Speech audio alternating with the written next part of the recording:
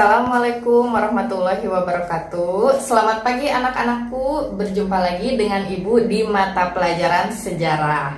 Nah, pertemuan kali ini kita akan membahas tentang pengaruh Hindu-Buddha di Indonesia.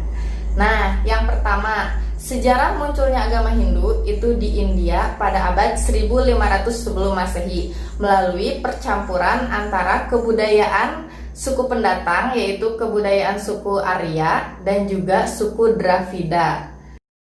Nah, di sini di agama Hindu ini terdapat sistem kasta atau pelapisan sosial. Kasta paling tinggi itu yaitu kasta Brahmana, golongan para pendeta. Yang kedua kasta ksatria, golongan prajurit dan bangsawan.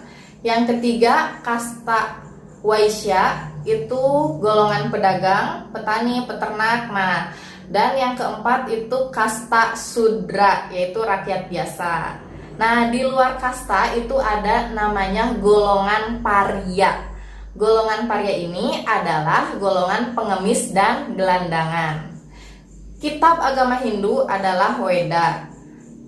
Di agama Hindu, dewa tertinggi itu disebut Trimurti. Ada Dewa Siwa sebagai perusak, Dewa Brahma sebagai pencipta, dan Dewa Wisnu sebagai pelindung.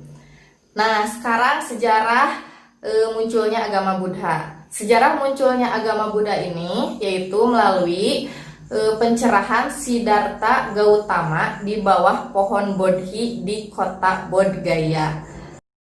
Berikutnya, Ibu akan menjelaskan tentang teori masuknya agama Hindu-Buddha ke Nusantara. Nah, yang pertama itu ada teori Brahmana. Menurut teori Brahmana, yang menyebarkan agama Hindu-Buddha di Nusantara adalah para golongan Brahmana atau pendeta, karena hanya para pendeta yang bisa membaca kitab Weda. Namun kelemahan dari teori ini, para Brahmana ini pantang menyeberang lautan. Yang kedua itu ada teori Ksatria. Teori Ksatria menyatakan bahwa yang menyebarkan agama Hindu-Buddha ke Nusantara adalah golongan prajurit di India. Namun tidak ada bukti tertulis yang menyatakan bahwa Nusantara ini pernah menjadi daerah kolonisasi prajurit India. Berikutnya yang ketiga itu adalah teori Waisya. Teori Waisya menyatakan bahwa yang menyebarkan agama Hindu-Buddha di Nusantara adalah para pedagang dari India.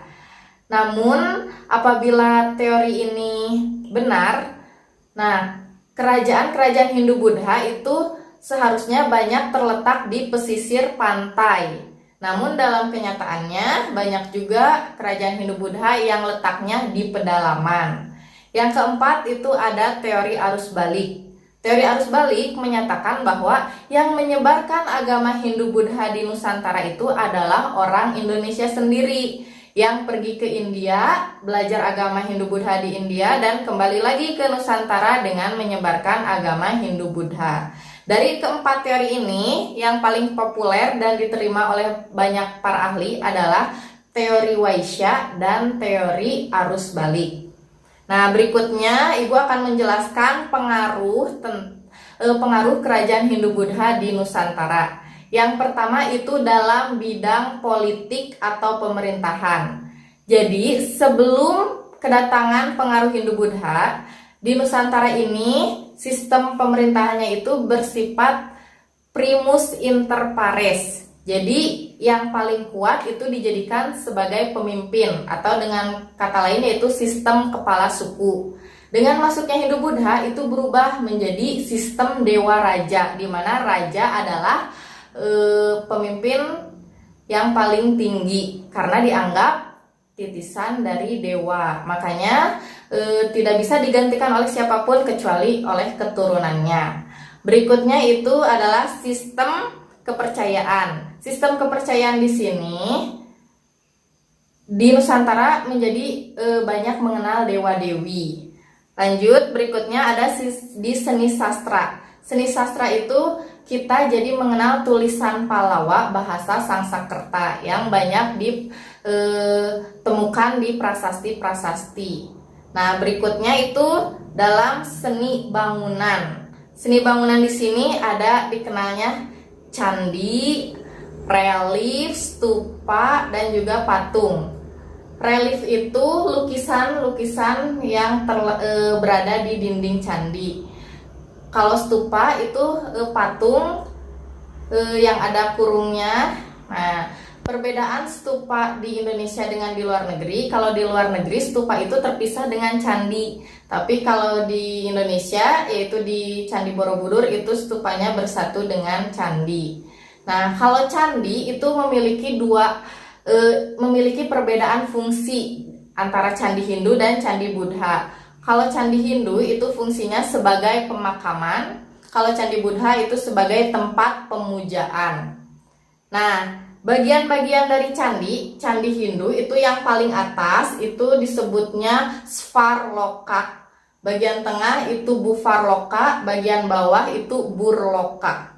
Burloka itu melambangkan dunia fana. Buvarloka itu melambangkan tempat pembersihan atau pemurnian jiwa, dan Svarloka itu tempat jiwa-jiwa yang sudah disucikan. Itu bagian-bagian dari candi Hindu.